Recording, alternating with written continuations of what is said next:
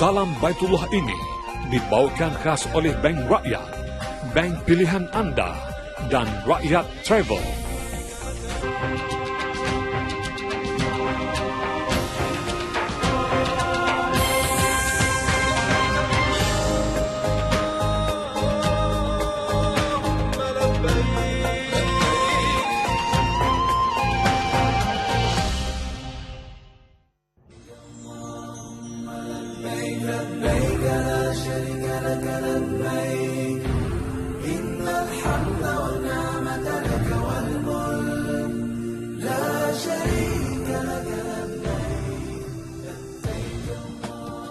Assalamualaikum warahmatullahi wabarakatuh. Bertemu kembali dalam Salam Baitullah, memetik ibrah, membentuk sahsiah. Bersama penaja utama kita Bank Rakyat dan juga Rakyat Travel. Sebuah rancangan yang ditunggu-tunggu oleh seluruh penduduk-penduduk di Malaysia, terutama untuk mengikuti perkembangan langsung Tanah Suci Mekah dalam umat Islam melaksanakan ibadah rukun Islam yang kelima, iaitu ibadah haji. Jadi seperti biasa, kita meneruskan perbincangan kita pada malam ini dengan topik agak menarik. Allazi khalaqal mauta wal hayata liyabluwakum ayyukum ahsanu amala. Allah menciptakan manusia hidup dan mati untuk melihat mana satu, siapa di kalangan kita ahsanu amala, paling sempurna, paling baik amalannya. Topik kita pada malam ini iaitu kesempurnaan ibadah. Bersama dengan tetamu undangan kita Al-Fadil Ustaz Abdullah bin Jalil yang merupakan ahli jawatan kuasa syariah Bank Rakyat serta merangkap pensyarah kanan Universiti Sains Islam Malaysia, USIM. Apa khabar Ustaz? Alhamdulillah sihat. Alhamdulillah sihat. Segak Ustaz malam ni. Mudah macam lebih daripada saya. Tahulah. Baik Ustaz. Kita tidak berduaan Ustaz. Nah, kita ada pengacara Zaira dan kita juga ada tetamu di studio. Panjang namanya. Okey. Daripada Pertubuhan Penduduk Fasa 2D Sri Manjung, Kariah Surau Inamiah, Simpang 3 Bidur, Perak. Apa khabar semua? Orang Perak. Alhamdulillah. Macam tak makan ni man. Alhamdulillah. Gurau ya. Dan kita juga bersama Pertubuhan Penduduk Ahli Jawatan Kuasa Surau Muafakatul Ula, Desa Air Hitam Puchong. Oh, segak di hujung sana. Apa khabar semua? Alhamdulillah. Baik Ustaz, tetamu-tamu di studio ni dah ready nak tanya soalan kat Ustaz ni. Jangan tanya kat saya noh. Jadi pada malam ni Ustaz, topik kita iaitu kesempurnaan ibadah. Jadi bila kita bincang tentang kesempurnaan ibadah, sudah semestinya kita perlu tahu apakah ibadah yang diterima oleh Allah SWT. Kena tahu syaratnya. Antara syarat-syaratnya ialah ibadah itu perlu ikhlas. Kerana Allah, bukan kerana makhluk, bukan kerana Tuhan-Tuhan, ilah-ilah yang lain. Nombor 2, kesempurnaan ibadah itu perlu mengikut tata cara ittiba' sunnah Rasul Nabi SAW. Tata cara yang diajar oleh Nabi SAW. Sebab nama ibadah, Ustaz. Ya. Jadi Ustaz, tak ada ilmu, maka ikhlas saja tidak berguna. Ya. Dia perlu mengikut sunnah Nabi SAW. Mungkin untuk mukadimah, Ustaz, mungkin boleh terangkan kesempurnaan ibadah perlu melalui jalan ilmu yang tepat. Sahih. Ya, terima kasih Ustaz Ashraf dan Assalamualaikum warahmatullahi taala wabarakatuh kepada tetamu di studio khususnya dan tetamu di rumah umumnya. Jadi alhamdulillah Ustaz Ashraf ya, terima kasih kerana kita dapat berada dalam majlis seperti ini. Dan pertama sekali yang ditanyalah berkenaan dengan kepentingan ilmu dalam nak menghadapi pelaksanaan haji ni. Dalam satu matan yang amat masyhur dalam mazhab Syafi'i, matan Zubat, dia ada sebut wa kullu man bighairi ilmin ya'malu a'maluhu mardudatun la tuqbalu. Ataupun ada satu riwayat kata wa a'maluhu mardudatun la takmulu. Dan setiap orang yang beramal tanpa ilmu, amalnya itu tertolak, tidak diterima. Ada riwayat kata tidak sempurna. Jadi tidak diterima dan tidak disempurna ni walaupun dua riwayat yang berbeza, tapi hakikatnya dia mengganggu kesempurnaan ibadat. Dan ulama mengatakan bahawa kalau kita buat satu-satu perkara itu ataupun sesuatu amalan itu tanpa ilmu, seperti tak buat. Beramal tanpa ilmu seperti tak beramal. Contohnya kita tak tahu macam mana nak melaksanakan haji, apa rukun-rukun dia. Entah yang kita laksanakan yang rukun tu kita niat melaksanakan yang sunat. Seperti mana kata para ulama lah, kalau kita sembahyang, kita melakukan perkara yang fardu tapi kita iktikad dengan perkara sunat, maka perkara itu boleh membatalkan solat. Saya suka bawa satu kisah. Satu orang badui, bila dia masuk di hadapan Rasulullah sallallahu alaihi wasallam di dalam masjid, dia bersembahyang. Setelah habis dia bersembahyang, maka Rasulullah sallallahu alaihi wasallam panggil dia dan Rasulullah kata, irji' fa shalli fa innaka lam tusalli. Pergi balik, kamu sembahyang lagi sekali. Sembahyang lagi sekali, kamu bersembahyang lagi. Tengok, ulama kata bagaimana Rasulullah menghukumkan ke atas beliau, ke atas orang badui tersebut. Walaupun dia dah bersembahyang, tetapi Rasulullah kata, fa innaka lam tusalli, kamu sesungguhnya belum sembahyang lagi. Jadi dia pun pergi sembahyang lagi sekali. Kali kedua, Rasulullah kata, irji' fa shalli fa innaka lam tusalli, patah lagi, kamu tak sembahyang lagi. Kali ketiga pun macam tu juga, dan akhirnya dia kata, ya Rasulullah, ajarlah aku sembahyang. Jadi hadis ni menunjukkan kepada kita bahawa ilmu itu syarat paling asas dalam melaksanakan kewajipan. Amalan tanpa ilmu seperti tidak beramal. Seperti yang ada dalam hadis Rasulullah sallallahu alaihi wasallam. Dan antara faedah yang kita boleh ambil daripada hadis tersebut itulah, apabila satu orang itu nak menerima ilmu, antara perlu yang dalam diri dia ada ialah dia perlu ada sifat rendah diri. Bila ditegur oleh Rasulullah, Rasulullah dah tegur dah tu. Kamu tak sembahyang lagi. Sepatutnya kalau kita ada rasa rendah diri, maknanya pada waktu itu juga, ya Rasulullah, ajarlah aku sembahyang. Tapi aku tahu sembahyang lagi.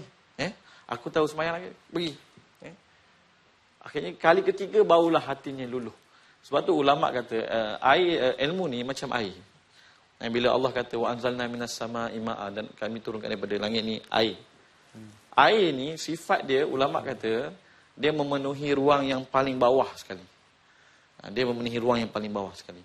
Jadi maknanya ulama kata bahawa hati yang paling merendah diri di hadapan Allah, maknanya dia tidak melihat diri dia lebih baik daripada orang. Dia tak melihat diri dia lebih baik daripada orang lain, maka hati yang sebegitu lebih mudah untuk menerima ilmu. Berbeza dengan orang yang kalau dia sentiasa melihat diri dia lebih baik daripada orang. Dia pandang contohnya pegawai haji kat sana, pihtas, pembimbing haji tanah suci. Ini pun tak boleh pakai, contohnya lah. Akhirnya dia buat ijtihad dia sendiri ataupun dia punya kuatkan sendiri. Maka ditakuti setelah dia sedar dan kembali, rupa-rupanya banyak perkara-perkara asas yang dia tidak penuhi. Jadi itulah. Pertama sekali mesti dengan ilmu. Dan kalau kita tengok Imam Ghazali pun dalam kitab Minhajul Abidin, apabila beliau menceritakan tentang 7 aqabah ataupun jalan menuju pada Allah, aqabah yang pertama sekali ataupun kita kata dakian yang pertama sekali itu ialah dakian ilmu. Pendakian ilmu tu yang kena buat dulu. Ini tradisi para ulama apabila keilmuan itu diikuti dengan sifat rendah hati mereka. Jadi baru mudah ilmu untuk masuk dalam hati-hati kita. Jadi Ustaz, permulaan mukadimah yang baik tentang ilmu dan kepentingan mempunyai ilmu sebelum melakukan amalan. Jadi sebelum tu Ustaz, kita nak sambung lagi ni, tapi kita serahkan kepada Zaira. Mungkin ada sesuatu yang ingin dikongsi bersama dengan kita pada malam ini. Silakan Zaira. Baik, terima kasih Ustaz Ashraf. Assalamualaikum warahmatullahi taala wabarakatuh. Para penonton di rumah dan juga para penonton di studio. Alhamdulillah bertemu lagi kita dalam program Salam Baitullah. Pastinya program yang memaparkan maklumat, perkongsian pengalaman dan juga perkembangan musim haji disiarkan secara langsung mulai 7 hingga ke 28 September nanti insya-Allah. Dan pelbagai pengisian menarik yang akan kami kongsikan bersama dengan anda sepanjang 20 episod ini. Dan seperti biasa pada malam ini, saya akan umumkan dahulu nama-nama pemenang untuk kuis soalan harian Salam Baitullah bertarikh 19 September 2015. Jadi antara pemenang-pemenangnya, pemenang yang pertama Hamidah Muhammad, pemenang yang kedua Muhammad Fazil Hassan dan pemenang yang ketiga Japar Palalai. Jadi tahniah diucapkan kepada ketiga-tiga pemenang, dan bagi mereka yang belum berjaya teruskan mencuba kerana mudah sahaja. Anda hanya perlu menghantarkan jawapan anda menerusi SMS dengan hanya menaipkan salam, jarakkan jawapan anda sama ada A, B ataupun C dan hantarkan ke 66300. Baiklah, sebelum kita berehat dahulu seketika, kita saksikan dahulu sebuah bingkisan khabar Tanah Suci. Kita saksikan.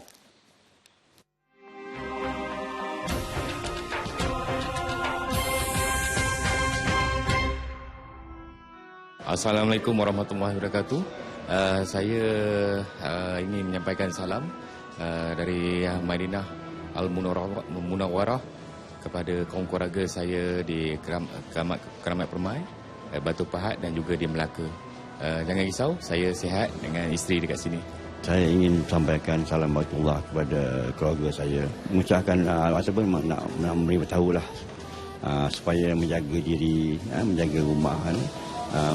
Semasa saya dan isteri menjalani ibadah haji, kan saya akan mendoakan agar anak-anak selamat di dunia dan akhirat. Jadi Abang Haji ni seronok lah.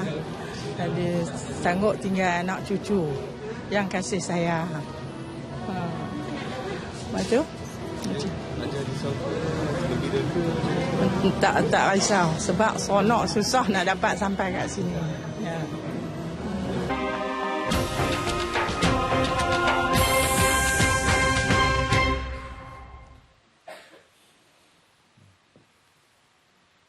Alhamdulillah, bertemu kembali dalam Salam Baitullah bersama penaja utama kita, Bank Rakyat dan juga Rakyat Travel.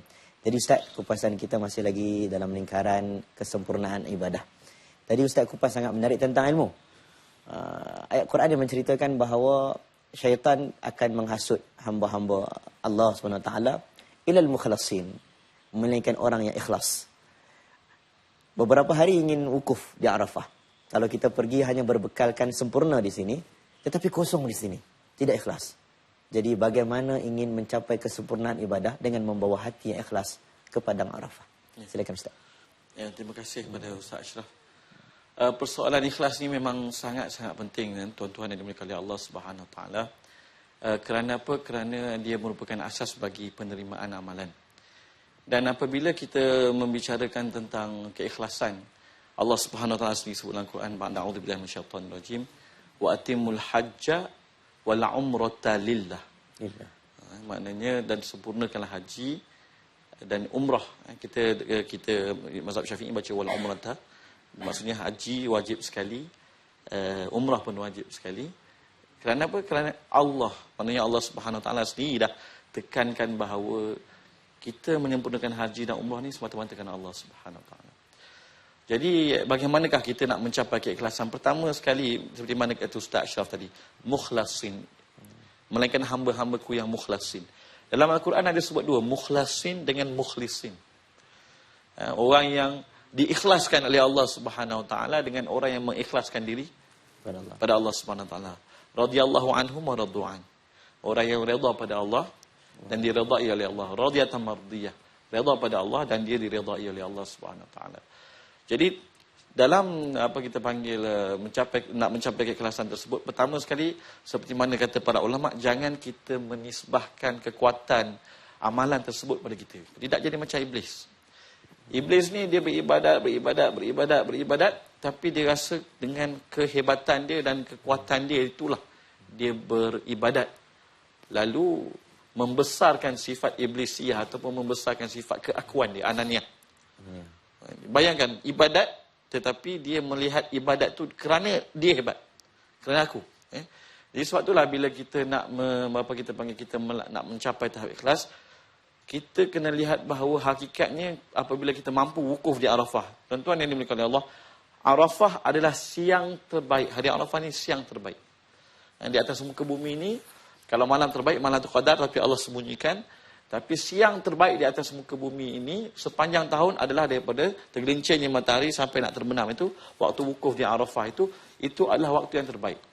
Jadi bila Allah Subhanahu Wa Taala letak kita pada waktu yang terbaik, di tempat yang terbaik, di tempat di mana Allah Subhanahu Wa Taala menerima taubat Nabi Adam alaihissalam, di mana Allah Subhanahu Wa Taala menunjukkan kepada kita pengorbanan Nabi Ibrahim, nabi-nabi terdahulu, maka ini semua sebenarnya bukan dengan kekuatan kita, tapi Allah Subhanahu Wa Taala yang begitu.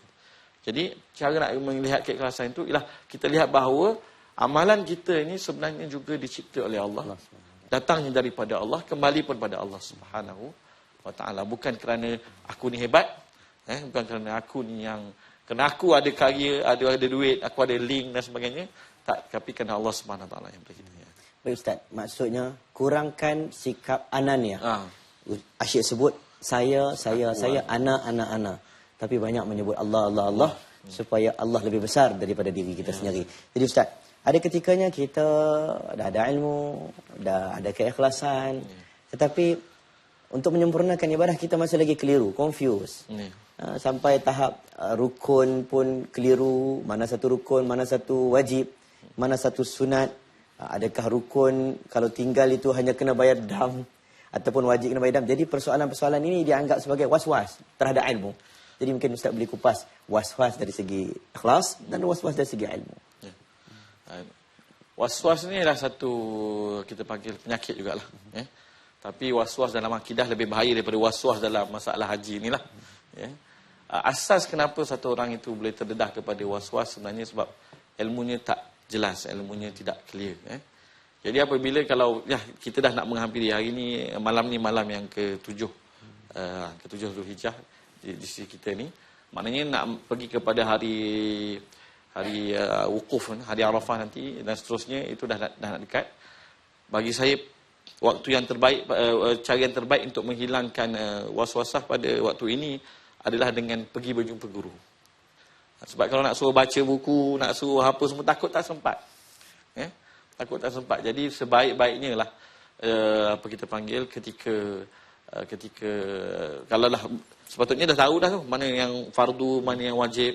Sebab dan kita pesan juga supaya jemaah haji rujuk kepada pegawai-pegawai yang dilantik oleh tabung haji. Kenapa? Kalau dia rujuk pada orang lain, hatta orang Arab sendiri pun kita tahu mazhab dia. Contohnya masalah bercukur. Masalah bercukur rukun dalam mazhab Syafi'i, tapi bukan rukun, tapi wajib haji di sisi mazhab lain. Jadi nanti takut jawapan yang diterima tu tak betul-betul menepati amalannya berdasarkan mazhab yang kita amalkan. Jadi rujuklah kepada orang yang dan mungkin saya boleh kongsi sikit amalan lah. Kalau kita panggil antara amalan yang disebut oleh para ulama untuk menghilangkan waswasah, antaranya adalah baca qul a'udzu binnas. Kemudian antara amalan yang diajar oleh Abu Hasan Asy-Syadzili ialah dengan meletakkan tangan kita di dada kita dan kita baca subhanal malikil quddusil khallaqil fa'al in yasha' yuzhibukum wa ya'ti bi khalqin jadid wa ma dzalika 'ala Allahi bi'aziz. Kita buat 7 kali. Macam itulah. Baik, terima kasih Ustaz. Baik, ada banyak lagi perkongsian yang kita akan kongsi selepas ini. Maksudnya fasalu ahla dzikri in kuntum la ta'lamun. Bertanyalah kepada orang yang mengetahui. Jadi saya nampak Zaira mungkin ada sesuatu yang ingin berkongsi dengan kita. Tersenyum sipu. Silakan Zaira. Okey, baik. Terima kasih Ustaz Ashraf. Saudara penonton sekalian, seperti biasa kita akan berlintas langsung bersama dengan rakan setugas saya Syahril Sarbudin yang berada di Tanah Suci Makkah Al-Mukarramah bagi mengetahui perkembangan terkini para jemaah haji kita di sana. Baik Syahril, nampaknya sudah pun bersedia dengan laporannya. Baik Syahril, silakan dengan laporan anda. Baik, terima kasih rakan tugas Zaira di studio. Assalamualaikum warahmatullahi taala wabarakatuh. Salam sejahtera dan salam satu Malaysia. Alhamdulillah sekali lagi kita dapat berlintas langsung dari Tanah Suci. Dan hari ini saya memilih untuk berada di Arafah kerana insya-Allah 3 hari lagi umat Islam dari seluruh dunia sebenarnya akan berada berwukuf di padang Arafah ini, iaitu kemuncak haji pada tahun ini. Dan insya-Allah kalau kita lihat pada ketika ini khemah-khemah untuk jemaah Malaysia telah pun kalau saya lihat mungkin dah hampir siap sepenuhnya, tapi insya-Allah kita akan bersama dengan seorang tetamu untuk melihat persiapan secara keseluruhannya lah jemaah haji Malaysia, kerana di sini jugalah khutbah Arafah nanti akan diperdengarkan kepada semua umat Islam yang akan berada di padang Arafah nanti. Saya nak bersama dengan yang berhormat Senator Datuk Dr. Ashraf Wajdi, bersama dengan Datuk Said, Datuk Johan dan Tan Sri. Terima kasih semuanya sudi bersama kita pada hari ini. Datuk, alhamdulillah hari ini saya tengok Datuk sudah pun membuat lawatan ke sini, dan kalau kita boleh maklumkan kepada para penonton di Malaysia, persiapan di Arafah bagaimana Datuk? Ya, alhamdulillah, saya dengan Datuk Said Saleh dan juga Datuk Johan Tan Sri Hashim, kita hari ini melihat bagaimana persiapan di Arafah menjelang 3 hari lagi wukuf kita. Dan kita dapati maknanya persiapan yang dibuat oleh pihak pengurusan tabung haji di sini amat baik sekali. Kalau kita lihat hari ini pun dah 3 hari sebelum kita dah siapkan semua kapet-kapet yang ada, cuma beberapa perkara dari segi penutup kemah saja yang belum lagi. Tapi nampak semuanya berjalan dengan amat baik sekali. Dan seperti mana yang kita tahu, tabung haji memang dari segi pengurusannya antara yang cemerlang lah. Dan kalau kita tengok hari ini pun, saya rasa tabung haji yang duk meninjau dan memastikan segala persiapan dan kelengkapan jemaah kita seramai 22,300 orang. Semuanya dapat disempurnakan. Prinsip tabung haji memang kita nak memastikan seboleh-bolehnya jemaah kita mendapat kemudahan yang membolehkan mereka menyempurnakan ibadah mereka agar mendapat haji mabrur. Tetapi bukan kita yang menentukan mereka dapat haji mabrur atau tidak, tetapi seboleh-bolehnya mereka berada dalam keadaan yang selesa untuk beribadah dan mereka boleh menumpukan sepenuhnya kerana Al-Hajjul Arafah. Saat yang paling kemuncak sekali dalam haji ini adalah Arafah. Jadi sudah tentulah di sinilah segala-galanya yang paling penting sekali untuk para jemaah haji kita menumpukan sepenuh perhatian, fokus kepada ibadah mereka menjelang zuhur nanti sehinggalah kepada maghrib pada 9 Zulhijjah nanti, insya-Allah. Tu akhir sekali mungkin sebab rancangan kita ni bukan dilihat di Malaysia saja, di maktab-maktab pun saya tengok TV banyak siarkan salam Baitullah. Mungkin ada nasihat kepada para jemaah sebab kalau kita tengok ruang terhad nanti bawa barang terlampau banyak ke, mungkin ada nasihat kepada jemaah. Betul, kalau kita perhatikan di sini setiap kemah ni kalau dapat lihat dia hanya boleh menempatkan 10 orang jemaah. Jadi kita memohonlah agar para jemaah jangan membawa barang-barang yang terlalu banyak. Kita fikir untuk keselesaan bersama. Salah satu ujian besar dalam haji ini ialah untuk kita saling ada nilai tasamuh, bertolak ansur dan toleransi antara satu sama lain supaya tidak timbulnya pergaduhan dan perbalahan. Sebab ini pentingnya apabila Allah sebutkan dalam Al-Quran wala rafatha wala fusuqa wala jidal. Jangan kita bergaduh yang boleh menyebabkan hilang kita punya kemampuran. Saya rasa ini penting. Jadi saya minta untuk para jemaah untuk bersiap sedia dengan barang yang sewajarnya kerana kita masih lagi dalam ihram, tak perlu nak bawa persalinan yang bukan-bukan. Hanya apa yang diperlukan untuk kita berada di sini satu malam dan yang paling penting sekali fokus kepada ibadah. Mana-mana saya pergi bertemu dengan jemaah, saya sebutkan tumpukan kepada ibadah. Kita ada hanya masa yang terhad yang Allah tentukan, saat yang terbaik untuk kita beribadah, untuk doa kita dimakbulkan, iaitu daripada zuhur 9 Zulhijjah sehinggalah kepada maghrib 9 Zulhijjah. Jadi ambil peluang tersebut untuk kita menumpukan sepenuh perhatian kepada ibadah kita. Jaga kesihatan diri, jaga kekuatan kita, jaga dari segi emosi kita supaya mudah-mudahan kita dapat melaksanakan ibadah wukuf kita dengan cara yang terbaik dan sempurna. Mudah-mudahan kita semua mendapat haji yang mabrur, insya-Allah. Baik, terima kasih banyak Datuk. Datuk, terima kasih Datuk. Okey, Datuk terima kasih. Tan Sri terima kasih banyak. Insya-Allah Datuk boleh teruskan lawatan. Okey. Baik, inilah dia sebenarnya saudara gambaran di sini, insya-Allah pada hari wukuf nanti kita akan bawakan secara langsung sebenarnya khutbah sama-sama kita doakan. Saya sudah cuba talian signal di sini. Masa ni memang jemaah tak ramai lagi jadi talian kita mungkin agak okey, tapi pada hari wukuf nanti sebab jutaan umat Islam akan berada di sini mungkin talian sedikit terganggu, tapi dengan doa anda semua insya-Allah kita akan bawakan khutbah Arafah nanti secara langsung kepada anda. Jadi ini antara yang dapat saya gambarkan terkini dari Arafah. Kembali bersama Zaira untuk perkembangan Salam Baitullah. Zaira. Syahrial langsung dari Tanah Suci Makkah Al-Mukarramah. Jadi itu dia sedikit sebanyak perkembangan yang dapat kami kongsikan bersama dengan anda pada malam ini. Dan seperti biasa pada malam ini saya akan bacakan Facebook kiriman daripada rakan-rakan kita. Dan Supiah Abu ingin bertanyakan soalan kepada tamu kita, iaitu Assalamualaikum Ustaz Jalil. Apakah kelebihan berdoa di luar kemah atau di tempat terbuka berbanding berdoa di dalam kemah? Syukran. Jadi sebelum kita bagi peluang kepada Ustaz untuk menjawab soalan daripada rakan kita di Facebook, kita akan berehat dahulu. Tapi sebelum itu kita saksikan dahulu cara-cara penyertaan untuk kuis soalan terkumpul dan kembali selepas ini. Untuk menyertai kuis terkumpul Salam Baitullah, anda perlu kumpulkan kesemua 10 kata laluan yang diberikan pada bila-bila masa sewaktu siaran program Salam Baitullah. Setelah lengkap kesemua 10 kata laluan, hantar jawapan melalui inbox Facebook Bank Rakyat, bank pilihan anda, beserta slogan "Saya suka menonton program Salam Baitullah" kerana tidak lebih 15 patah perkataan. Sertakan juga nama, nombor kad pengenalan, alamat dan nombor telefon. Penghantar 10 kata laluan yang tepat dengan slogan yang paling kreatif akan dipilih sebagai pemenang. Pelbagai hadiah lumayan menanti anda. Selamat mencuba!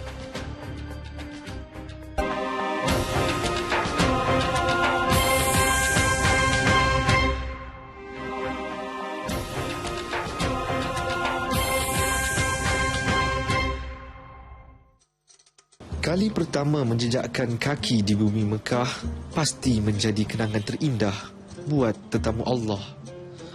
Bagi tetamu yang perlu meraihkan tetamu Allah yang lain, juga pasti ada kisah tersendiri. Begitulah yang dihadapi para petugas haji. Penolong pegawai farmasi Nurdiana Wati Lebay Yunus antara 600 petugas yang menggalas tanggungjawab suci itu tahun ini. Di tanah air, beliau bertugas di Klinik Kesihatan Senawang, Negeri Sembilan. Diana yang berusia 35 tahun mengakui ini kali pertama berada di sini. Tidak pernah beliau terfikir dapat menjejakkan kaki tempat yang menjadi tumpuan umat Islam seusia ini. Memang sudah ditakdirkan Allah, beliau dipilih pihak jabatan untuk datang berkhidmat di Kota Suci, biarpun ini kali pertama beliau memohon. Ini pun first time minta, rezeki kan dapat. First time minta terus dapat. Memang terharu. Memang tak sangka terpilih kan menjadi tetamu Allah secara tak langsung kan. Berdasarkan prosedur jabatan, setiap permohonan untuk bertugas di musim haji perlu ditapis di peringkat daerah sebelum dibawa ke negeri dan Ibu Pejabat Putrajaya untuk diputuskan. Setiap tahun, hanya 12 petugas dari bahagian farmasi Kementerian Kesihatan dihantar kemari. Ibu kepada 4 anak ini memberitahu, ini kali pertama beliau bertugas di luar kawasan. Biarpun berat untuk berpisah dengan ahli keluarga selama kira-kira 3 bulan, namun amanah harus dilaksanakan. Semua sedih lah, nangis semua. Sayu kan. Pisah lama. Mana yang besar tu fahamlah, tapi yang kecil tu yang 3 tahun tu dia cuma tahu mama kerja jauh kat Mekah macam tu je. Di Mekah, beliau menjalankan tugas di bahagian farmasi untuk jemaah yang menginap di Abraj Al-Janadriyah. Tidak banyak bezanya bertugas di sini dan tanah air kerana tanggungjawab yang diamanahkan adalah sama. Namun Diana akui timbul perasaan yang begitu berbeza tatkala berkhidmat untuk para tetamu Allah. Sebab kita tahu semua yang kat sini semua tetamu Allah kan. Jadi memang automatik kita sendiri pun bekerja dengan seikhlas hati. Jadi kita dengan ikhlas hati macam tengok ada pasien yang memang memerlukan bantuan. Memang kita memang kat Malaysia pun macam tu, tapi bila dekat sini kita rasa lain lah. Beliau begitu berbangga kerana terpilih menjadi tamu Allah yang berkhidmat untuk tetamu Allah yang lain. Peluang yang mungkin datang sekali dalam seumur hidup ini tidak akan disia-siakannya.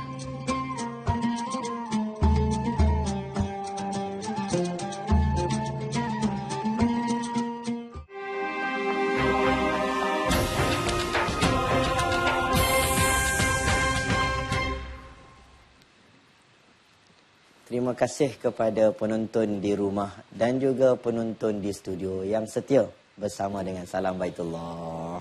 Jadi Ustaz, kita masih lagi dengan topik kita kesempurnaan ibadah. Kita nak menuju ke Padang Arafah.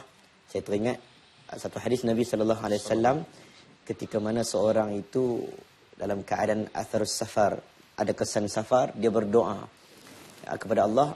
Allah tidak menerima permintaan doanya walaupun nampak dhaif di hadapan Allah kerana malbasu haram, masyrabu haram, makanannya haram. Jadi kita nak menuju kepada Arafah, tempat yang Allah terima doa. Tetapi kita pergi, kita berdoa, Allah tidak menerima permintaan kita hanya kerana perkara-perkara dosa-dosa lampau kita. Kesempurnaan ibadah memerlukan taubat, hati yang bersih kepada Allah. Jadi Ustaz boleh kupas tentang taubat untuk menyempurnakan ibadah. Ya, baik. Apabila kita nak menghadapi musim-musim ibadah, musim-musim ibadah ni ulama kata bermula sebenarnya hakikatnya sejak bulan Rejab lagi.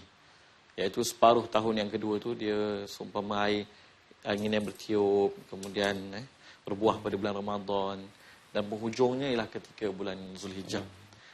Jadi apabila nak memasuki bulan musim-musim ibadat ni, antara perkara yang sangat dianjurkan oleh para ulama seperti mana yang kata Ustaz, masuk dengan perasaan taubat. Itu pun kalau kita belajar dalam Minhajul Abidin, pendakian yang kedua setelah pendakian ilmu ialah pendakian taubat. Iaitu setelah kita ada ilmu, kita kena beramal dengan ilmu tersebut. Iaitu kita cuba meninggalkan dosa-dosa yang terkait dengan kita, dan kita perbanyakkan perkara-perkara yang mengkafarahkan dosa. Jadi syarat pertama untuk masuk musim ibadat, orang nak pergi haji ni lah. Yang pertama sekali meninggalkan dosa-dosa yang lalu, iaitu bertaubat daripada dosa-dosa yang lalu.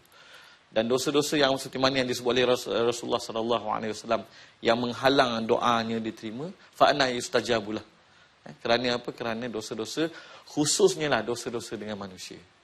Dosa-dosa dengan manusia ni memang ada sedikit ketat. Seperti mana kata para ulama, haqqullah mabniyun 'alal musamaha wa haqqul ibad mabniyun 'alal musyahah. Allah Subhanahu Wa Taala ni Maha Pengampun.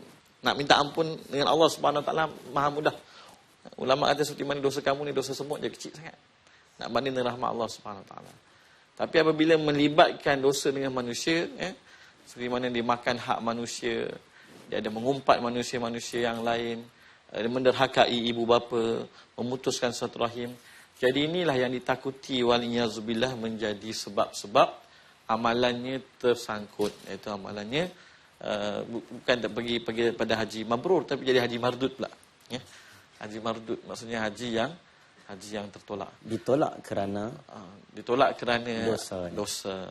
Jadi Ustaz, kita ada soalan daripada penonton di studio. Jadi dipersilakan. Puan, silakan. Bismillahirrahmanirrahim. Assalamualaikum warahmatullahi wabarakatuh. Saya Padang Raini binti Ahmad Kushairi daripada Bertubuhan penduduk Pasar Dodi, Semenanjung. Saya ingin mengajukan satu soalan kepada yang berbahagia Ustaz. Apakah amalan-amalan yang mulia bagi mencapai kesempurnaan dalam ibadah semasa mengerjakan ibadah haji? Baik, terima kasih Puan. Terima kasih Puan. Jadi ada seorang lagi Haji. Haji. Haji. Assalamualaikum warahmatullahi wabarakatuh. Saya Muhammad Yusuf bin Madlan daripada Surau Muwafaqatul Ula, Desa Aitam Puchong. Saya ingin bertanya kepada Ustaz. Kita telah faham haji wajib, umrah sunat.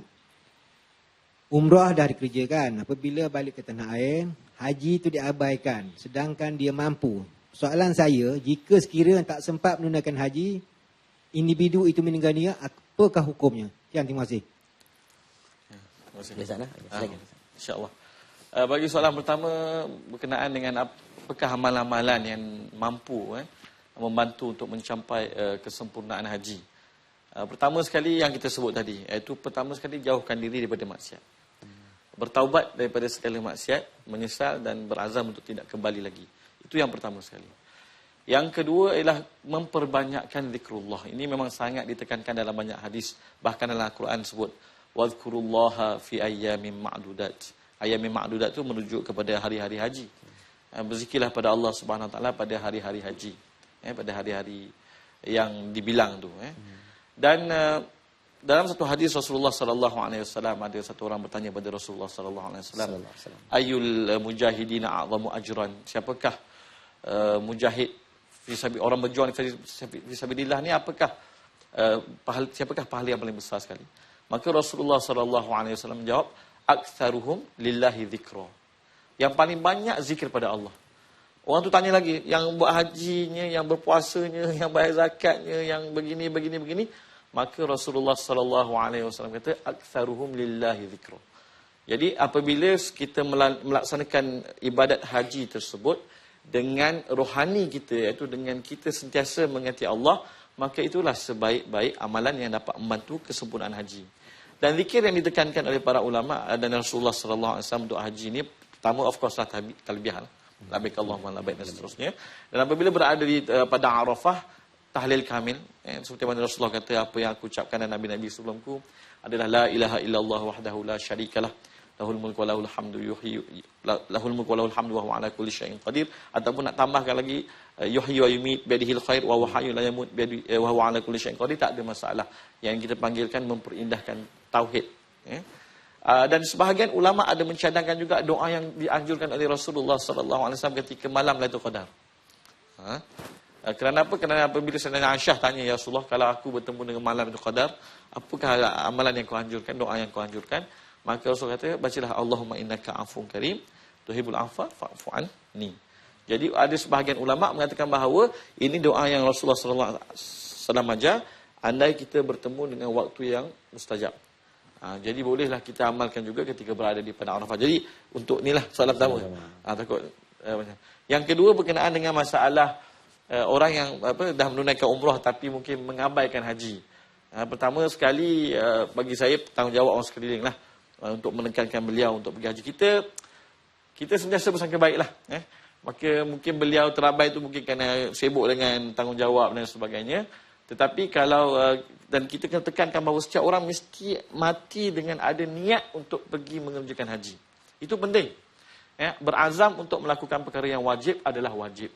Bila dah masuk waktu solat, kita wajib berazam untuk solat. Walaupun kita tengah dalam mesyuarat. Kita mesyuarat dalam pukul 3, tapi zuhur dah masuk. Wajib berazam. Ulama kata kalau kita tak berazam, mati sebelum pukul 3 itu, mati dalam mesyuarat. Contohnya, wa'yazubillah, mati tanpa ada azam, ditakuti mati dalam keadaan yang berdosa. Begitu juga dengan haji. Yang penting seseorang itu mesti ada azam. Setelah ada azam baru dia akan berusaha. Andai kata dia meninggal dunia sebelum kita panggil sebelum beliau mengerjakan haji, maka memang kuranglah kita panggil mati dan kita panggil tidak sempurna Islamnya, tapi masih lagi ada jalan dia. Ulama kata jadi hutang dalam harta warisan dia, boleh dikeluarkan daripada harta warisan dia untuk dilaksanakan badal haji. Dan badal haji paling mudah sekali dengan tabung haji lah. Baik, terima kasih Ustaz. Maksudnya kita memerlukan azam yang kuat sebelum daripada kita melakukan. Kalau kita tidak sempat, insya-Allah Allah mengambil kira azam kita. Jadi Ustaz, kita berehat seketika, kita bersama dengan Zaira. Zaira ada satu yang nak dikongsikan bersama dengan kita pada malam ini.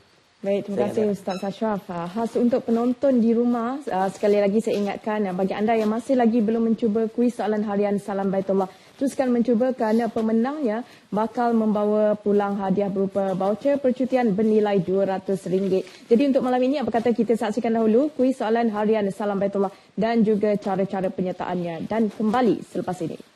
Al-Hajj Ashur. Kuis harian Salam Baitullah. Berikut adalah soalan hari ini.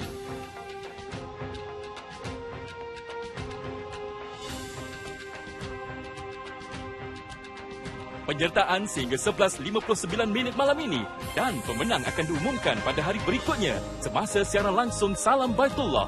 Anda mungkin pemenang bertuah kami. Selamat mencuba.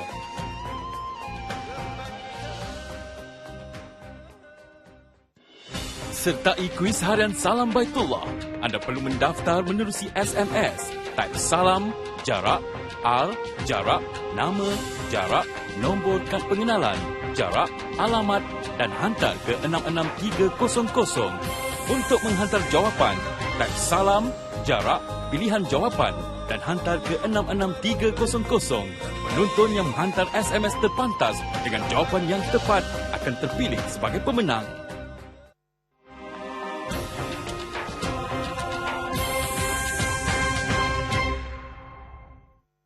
Kurma, buah yang begitu sinonim dengan rantau Asia Barat. Tidak lengkap rasanya program ziarah di Madinah tanpa merasai sendiri pengalaman ke ladang dan pasar kurma. Kru Salam Baitullah berkesempatan ke salah sebuah ladang yang terletak tidak jauh dari Masjid Quba. Di sini kami berpeluang untuk memegang dan melihat sendiri pokok kurma yang ditanam. Ini pohon kurma muda. Saudara, saya kini berada di salah satu daripada ladang-ladang kurma yang terdapat di Madinah Al-Munawwarah ini. Untuk makluman, jangka hayat suatu pokok kurma boleh mencecah antara 80 hingga 90 tahun. Bentuk pohon kurma tidak jauh bezanya dengan pokok kelapa sawit yang banyak terdapat di tanah air. Sekali pandang, memang sukar untuk membezakan antara kedua tanaman tersebut.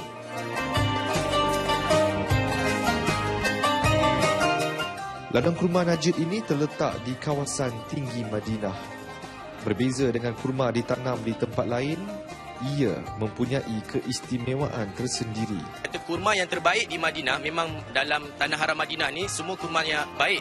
Tapi Nabi ada khususkan kurma yang ditanam di kawasan tanah tinggi Madinah. Antaranya ini salah satu ladang yang ada lah di tanah tinggi Madinah, iaitu di berhampiran dengan Masjid Quba. Selain ladang, lokasi ini turut menawarkan buah kurma untuk jualan. Harga yang ditawarkan juga berpatutan. Ibarat pasar, lokasi ini meriah dengan jerit pekik penjual yang mahu menarik minat pelanggan.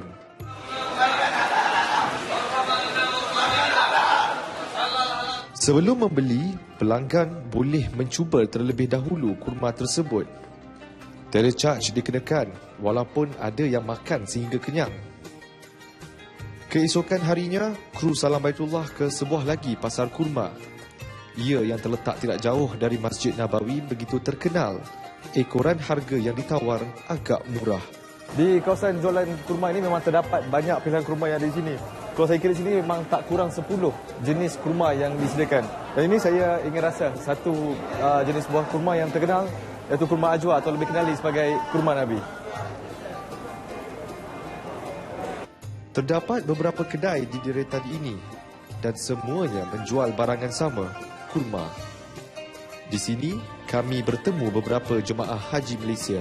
Jauh bezalah dengan Malaysia. Cumanya kalau berbanding dengan hotel, di sini jauh lebih murah daripada hotel lagi. Cumanya kita kena pandai menawar.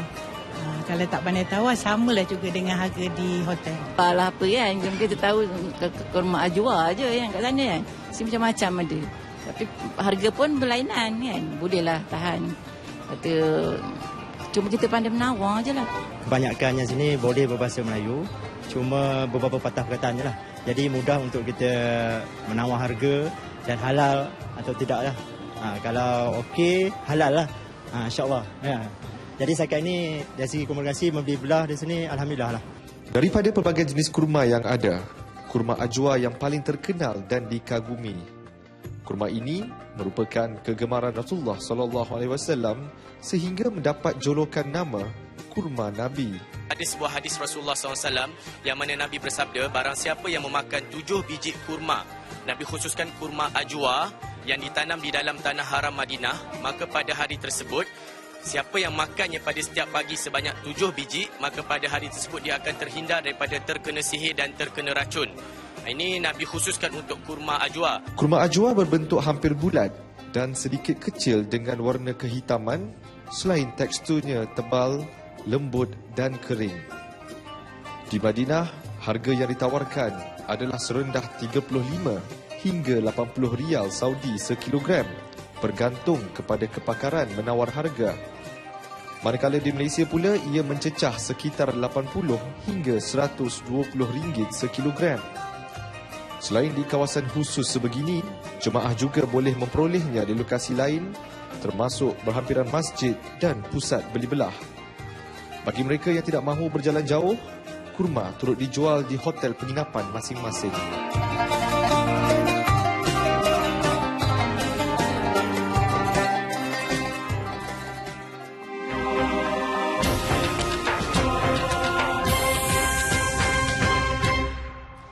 Bertemu kembali dalam Salam Baitullah bersama penaja utama kita Bank Rakyat dan juga Rakyat Travel. Memetik ibrah, membentuk sasiah. Daripada ibrah, kita membentuk jiwa-jiwa yang hebat, sasiah-sasiah yang hebat.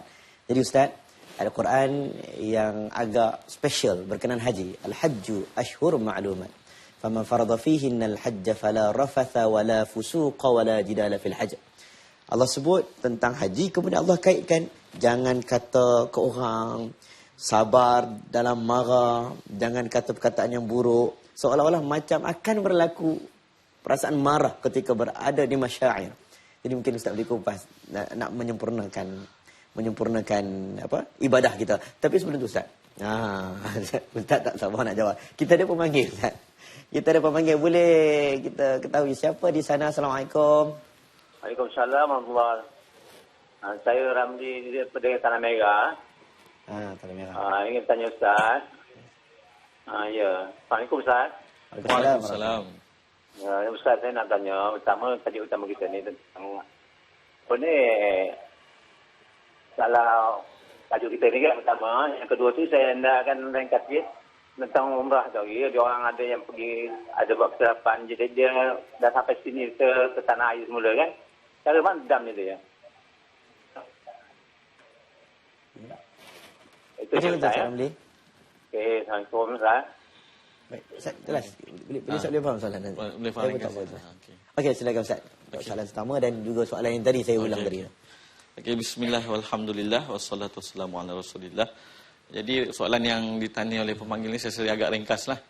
Berkenaan dengan dikata dia kena bayar dam, tapi apa sebab dan sebagainya tak diterangkan. Jadi saya rasa rujuk pada pihak pengelola lah. Kalau dia pergi dengan muasasah swasta, rujuk pada muasasah swasta, ataupun kalau dia pergi dengan syarikat swasta tamu haji pun boleh rujuk bagaimanakah beliau nak melaksanakan pembayaran dam. Jadi nak ulas sangat soalan tu pun agak general, saya jawab pun agak general. Ya. Berkenaan dengan ayat Quran berkenaan dengan fala rafatha wala fusuqa wala jidal. Kalau kita tengok dekat sini, bila kita berhimpun kalau kita pada amal hari haji ni, itu himpunan yang paling besar. Dan kalau kita tengok cabaran-cabaran fizikal tu banyak, dengan manusia yang ramai, dengan mungkin cuaca yang panas, dengan tanah bumi yang kering dan sebagainya. Tapi sekarang ni jauhlah lebih selesa daripada apa yang dahulu. Tapi jadi ditakuti dalam keadaan tekanan fizikal begini, maka orang akan cepat marah. Sedangkan mereka berada dalam dalam ibadat sebagai tetamu Allah Subhanahu Wa Taala. Jadi dalam keadaan begitu pun kita mesti masih lagi menjaga adab kita dengan orang-orang yang lain. Maknanya kalau kita tengok rafatha ni disebut, ada sebahagian ulama kata hubungan suami isteri, ada ulama tapi kita panggil ada kata-kata yang kotor, perbuatan-perbuatan yang fasik dan berdebat. Jadi ketiga-tiga amalan ini adalah satu kita panggil dosanya banyak berkaitan dengan manusia yang lain. Maknanya walaupun kita berada di tanah haram, dan kita kata itulah kemuncak taubat dan kemuncak amalan di mana seluruh amalan kita seluruh anggota kita dan harta kita korbankan. Bahkan ulama kata kita berpisah pula dengan keluarga, berpisah pula dengan tanah air dan sebagainya. Begitu banyak pengorbanan begitu. Tetapi masih lagi kita jangan sampai kita panggil tidak menjaga hak-hak manusia. Dan kalau kita tengok dalam khutbah Arafah yang dilaksanakan oleh Rasulullah sallallahu alaihi wasallam dalam Hajjatul Wada', berkenaan haji terakhir Rasulullah, khutbatul wada' yang Rasulullah sallallahu alaihi wasallam sampaikan ini pun banyak menekankan tentang hak manusia dengan manusia. Hak manusia dan hak para wanita dan sebagainya. Riba diharamkan pada hari Arafah. Jadi semuanya berkaitan dengan apa kita panggil dengan manusia. Dan dalam kita melaksanakan haji ini juga kita perlu menjaga untuk kita membersihkan diri daripada sifat-sifat mazmumah. Bahkan para ulama kata apabila kita memakai ihram putih tu, antara isyaratnya ialah kita kembali kepada sifat-sifat yang bersih. Kepada sifat-sifat yang bersih. Walaupun itu sunat je kain ihram putih, pakai kain ihram warna lain pun boleh. Tapi simboliknya ialah kita kembali kepada fitrah kita kembali kepada sifat-sifat yang bersih, yang terpuji tu. Jadi sifat marah, sifat suka berdebat, suka mengganggu orang dan sebagainya, tinggal tepi lah. Semoga dapat kita panggil dalam haji ini hak ibadat pada Allah pun kita pelihara, dan dalam masa sama kita tidak menyakiti hamba-hamba Allah yang lain. Hak kepada manusia. Baik Ustaz, kita ada sesuatu yang ingin dikongsikan bersama dengan kita daripada Zaira. Silakan Zaira. Baik Ustaz, sedikit kesimpulan daripada topik perbincangan kita pada malam ini, iaitu ibadah itu sendiri sebenarnya adalah manifestasi keimanan kita terhadap Allah Subhanahu Wa Taala. Jadi sama-samalah kita berusaha mencapai kesempurnaan itu agar segala amalan kita diterima dan diredai olehnya. Jadi di kesempatan ini juga saya ingin mengucapkan terima kasih kepada penaja utama kita, iaitu Bank Rakyat dan juga Rakyat Travel, dan juga penaja perabot kita iaitu Lauria Home Furnishing, dan juga penaja pakaian saya untuk malam ini iaitu Habibi. Jadi setakat ini saja daripada saya. Salam ukhuwah dari saya, Zaira Sri Zakaria. Kembali kepada Ustaz. Silakan Ustaz. Terima kasih Zaira. Jadi Ustaz, sedikit kesimpulan untuk topik kita kesempurnaan ibadah. Ya. Mungkin pesanan kita khususnya pada orang-orang yang sedang nak bersiap sedia untuk hari-hari haji yang penting. Pertama sekali bagi saya, lihatlah ini sebagai satu nikmat Allah Subhanahu Wa Taala kepada anda semua. Dan mungkin ini nikmat ni datang sekali seumur hidup. Seperti mana Rasulullah kata, sembayanglah seperti mana kamu sembayang perpisahan, sembayang terakhir. Jadi kalau nak melaksanakan haji itu seolah-olah inilah haji terakhir. Jadi kalau kita rasakan inilah peluang terakhir, haji terakhir yang kita diberi kesempatan oleh Allah Subhanahu Wa Taala untuk kita laksanakan, moga-moga kita laksanakan dengan sesempurna yang mungkin dan moga-moga ia menjadi titik perubahan kepada diri kita. Maknanya balik haji jadi orang lain. Baik, terima kasih banyak-banyak Ustaz di atas kesediaan Ustaz berkunjung ke Salam Baitullah pada malam ini. Dan tidak lupa juga kita mengucapkan terima kasih kepada penaja kita Bank Rakyat, Bank Pilihan Anda dan juga Rakyat Travel. Terima kasih kepada kru penerbitan Salam Baitullah hari ini dan juga tidak lupa tetamu esok Salam Baitullah.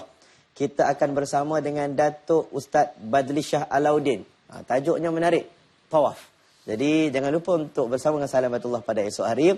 Kami Salam Baitullah mengucapkan kemaafan anda berlaku sekarsa bahasa tu kurang ada salah dan silap. Untuk itu Assalamualaikum warahmatullahi wabarakatuh.